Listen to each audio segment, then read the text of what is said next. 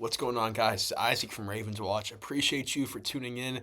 Last night was the NFL draft, so if you tuned into my mock draft before, I'm sorry. Not all those picks were accurate. I got some of them, a lot of them I did not. So that's unfortunate. It's just hard to project a lot. We'll go back and still doing that grading scale video here in a couple days. Also, in a couple days, we're going to have a video based on every team's draft class and a grade for those teams and how they did and how I think they did. But today we have a round two NFL mock draft, predicting round two. We're not going to do trades. It's just way too hard to project in the second round what teams are going to move up, what teams are going to move down. Nearly an impossible task. I have some general ideas on what teams might want to do. I think the Ravens, my team, are a team that might want to move up and grab a receiver. But we'll see what ends up happening. So here's my predictions for round two of the NFL draft. So the 49ers pick at 33 after they traded out of round one. And I think there's a couple directions they could go in. I think they could add maybe a safety. Emmanuel McNeil-Warren was was someone a lot of people projected to go inside the first round. I think that edge as well. And I think I will go ahead and go with Cassius Howell, edge out of Texas A&M.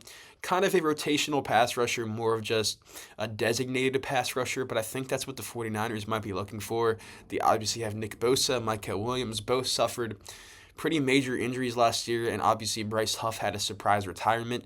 They like rotation at edge, so they get a guy in Cassius Howe who I think fits the bill of what that defense is going to want to do. Raheem Morris, new defensive coordinator. Cardinals at 34. They're an interesting team to mock for after they go Jeremiah Love at 3. I definitely think they need a tackle. They could still use a right guard. I don't think the offensive line players are there right now for the Cardinals, especially I think tackle is a bigger need, and I don't think they would go with a guy like Caleb Tiernan. Dunker is more of a guard. I don't know if they would go with Markel Bell this early, although he is a fun type of player.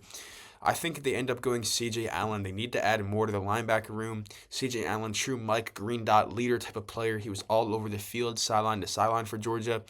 Suffered a pretty bad injury, didn't look 100% healthy at his pro day, which is why he falls out of round one and lands at the Cardinals. Bills at 35. I think it's in between potentially a safety or a wide receiver. I don't think the wide receivers available really fit the skill set. I think they want a route runner, someone who's explosive down the field now. So I think I'm going to go with Emmanuel McNeil-Warren, safety out of Toledo. He was really high up on a lot of people's boards as potentially a fit for them. And ultimately, they pass up. They go ahead. And ultimately, the teams passed on him in round one, but he lands to the Bills. Good team that needs more in the secondary. Raiders here at 36. I could see them getting maybe a weapon for Fernando Mendoza. I could see them going interior defensive line. Ultimately, the O-line has been pretty rough, and Jennings Dunker could play right tackle or right guard for them. He is just an all-around mauler in the run game. The Raiders obviously are making an effort to bolster that offensive line, and I think a pick at 36 just makes a whole lot of sense. Giants at 37. I think they do need to upgrade on that defensive line after trading Dexter Lawrence, and Caden McDonald is a true nose tackle for the Giants. He comes in, he gives them an immediate floor defending the run, has some upside as a pass rusher as well. And they might have sniped the Texans there at 38. And I think I will go ahead and give them another defensive tackle in Christian Miller. Christian Miller is a young player, but he played against some really good competition. He finally broke out last year after, obviously being buried under the depth chart that Georgia always has a good defensive line. So they go ahead and get Christian Miller to the Texans there at 38, which is maybe a player they would have taken in round one. So they get the guard in the D lineman. They got to feel pretty good about their draft so far. Browns at 39, I think they could still upgrade at corner, and I think I'm just going to give them best player available in Jermod McCoy. Yes, the injury questions are definitely there. He missed all of last season with a torn ACL.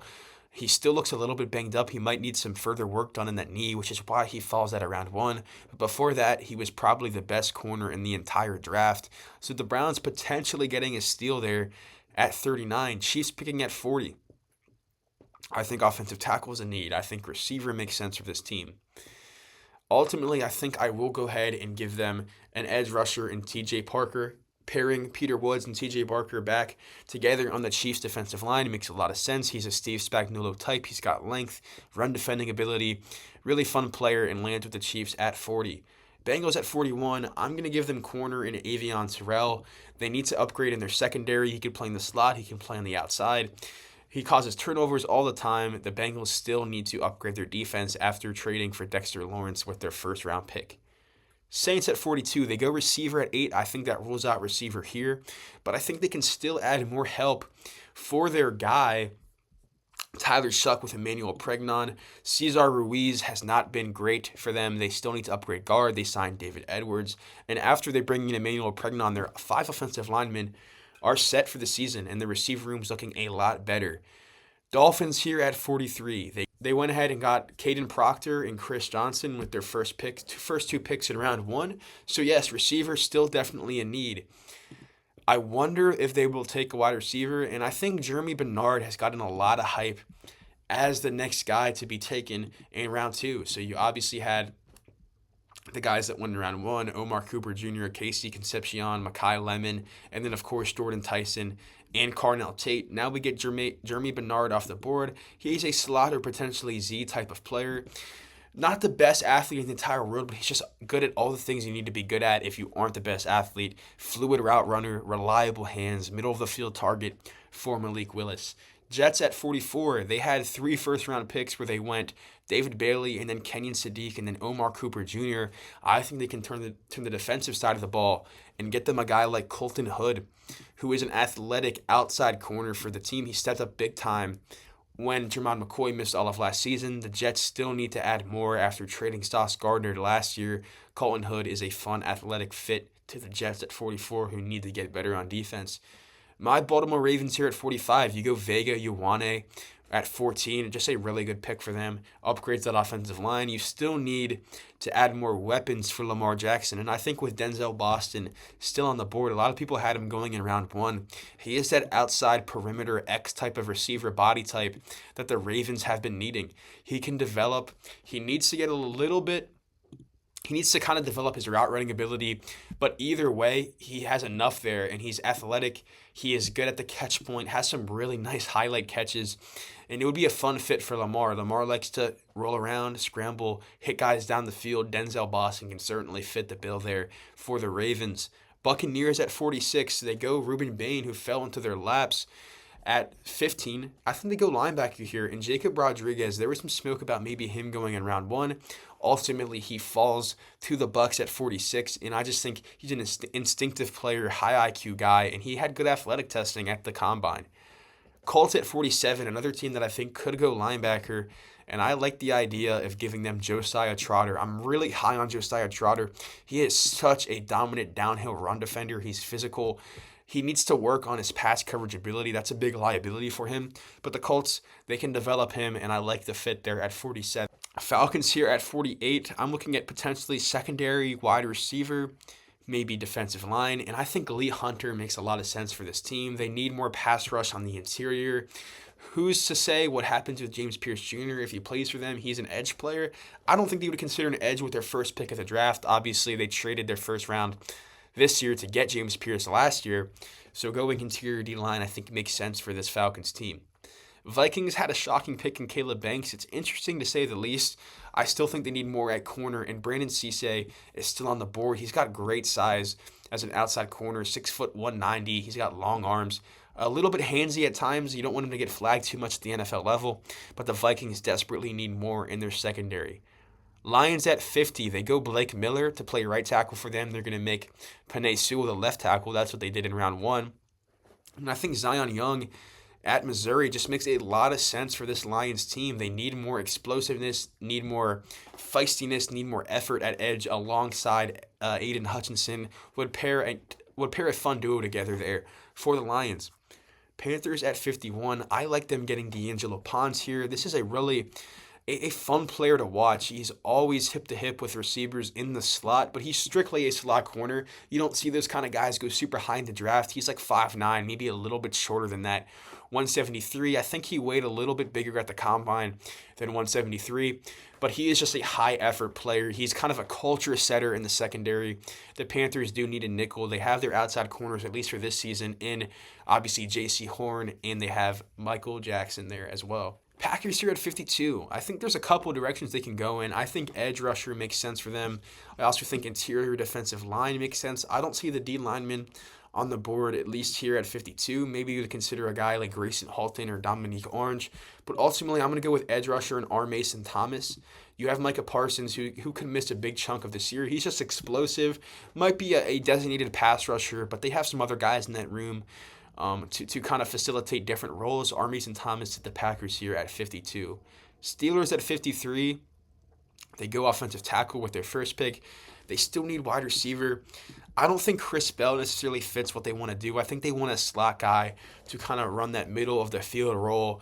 And I think the guy that can do that is Antonio Williams. I'm high on Antonio Williams. A lot of people don't have him going in round 2 or 3, but I think if you turn on the tape, you see a lot of a guy like Parker Washington in him, who is obviously on the Jaguars, kind of exploded as that number 2 or 3 option for them last year. Antonio Williams is a fun player. And I just think he's a good fit for the Steelers, who would try to get Mekhi Lemon in round 1, and now they go ahead and get Antonio Williams in round 2. Eagles at 54, they still need offensive line, but they went Mekhi Lemon after a trade-up in round 1. Do they go Caleb Tiernan? Do they go Markel Bell? I just think it's a little too early for those guys. And I think they will end up going in a different direction. And I think they go Gabe Jacobs. He's a physical, good run-defending edge, 6'3", 270, so you have that ideal NFL size. He really is scheme dependent, scheme versatile rather. So the Eagles get a guy who can do different things. You lose Jalen Phillips. You get a guy to come in and compete right away for a starting job. Chargers at 55, they went ahead and went with edge Akeem Mesidor in round 1. But Chase Bisontis is still here on the board. They need interior offensive line. He comes in and can play guard right away for the Chargers. Jaguars at 56, I think they're a linebacker team. And I like the idea of giving them Anthony Hill. A lot of people had Anthony Hill going in the round 1 of the draft early in the mock draft cycle. He falls in the second round here. He's a solid athlete, and he can play that will linebacker for the Jaguars. You lose Devin Lloyd. You still have Foye Oluokun. But Anthony Hill is just that instant Devin Lloyd replacement. Not the same type of player, but he just is good in run defense. He's good in pass coverage. He's got a leader mentality. I like the pick for Jacksonville at 56. They don't have a first-round pick, but they might get a first-round caliber type of player in round 2. Bears here at 57. I think receiver could be in play for them. Obviously, you get Luther Burden to have a bigger role this year after trading DJ Moore, so I think that might hold them off at receiver for now. They went ahead and went Dylan Thieneman in the first round. I think I'm going to have them going with more pass rush help, and maybe that's not at edge, but that could be on the interior. And Grayson Halton is a fun player who I think will end up going in round 2. Grayson Halton, quick, twitchy, pass rushing defensive tackle, not the biggest guy in the world, but he's not a bad run defender by any means necessary. So this is a team that needs to upgrade pass rush and run defense. You get kind of a 2-in-1 there with Grayson Halton. 49ers at 58, their second pick of round 2. Obviously, they go Cassius Howell with their first pick. I think safety is in play for them, and I like A.J. Halsey. He's instinctive, played against great competition, obviously, at LSU. He's got great size at 6'22". He can play in the box potentially, but I think he's more of a deep safety, despite having that good size. He is just good at tracking the ball down the field, and the 49ers need more in their secondary. Texans also with their second pick of round 2, they went ahead and got themselves Christian Miller after going with Kalen Rutledge in round 1. And then obviously they still have needs on the offensive line, probably at center. But I think they can just add more corner depth. They're in a position where they don't have a lot of needs, but getting another outside guy in Keontae Scott out of Miami makes a lot of sense. 6 foot, almost 200 pounds. He's more of a zone coverage corner, but the Texans, they do a variety of different things. You have Derek Stingley, Kamari Lassiter. Now you have a third guy on the outside. They have Jalen Petrie in the slot. Just good depth if there were an injury. And teams often play with their 4 defensive backs on the field anyways. Bears here at 60. We got a lot of teams with 2 second-round picks. They go Grayson Halton. I think this is a team that needs a center. And I like Connor Lew a lot. You get Garrett Bradbury from the Patriots. I don't think that's a long-term answer at center, but I think Connor Lew potentially is. This is a guy who is great at getting leverage in the second level. He's technically sound. He's not the greatest athlete, but he's solid. He's not a liability as an athlete. I think the Bears and Ben Johnson want to continue with that ground and pound attack. Connor Lew will help them do that. Rams here at 61. I have them going wide receiver with Chris Bell. They go Ty Simpson in the first round at 13. That's a surprising pick. Some people are saying Sean McVay does not look too happy. it's hard to think that Les Snead would have drafted a quarterback without the approval of his star head coach, Sean McVay. They go Chris Bell here. There were rumors that the Rams were in on A.J. Brown as a trade. Ultimately, that did not go through. Chris Bell plays similarly to A.J. Brown. Not saying he's going to be A.J. Brown, but similar builds. I believe he's around 6'2", 220. He is good after the catch. He's aggressive at the catch point. Could be that long-term answer beyond Davante Adams. They get a nice 3-receiver set for the time being. Broncos at 62. I have them going linebacker. I don't think so, actually.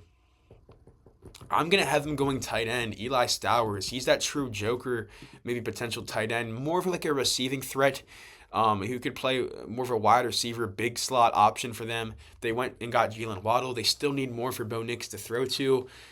Yes, you have Evan Ingram. I don't think that would stop you from taking Eli Stowers. Evan Ingram kind of had an underwhelming season last year. Patriots at 63. They go Caleb Lomu in the first round, so they kind of address the offensive line.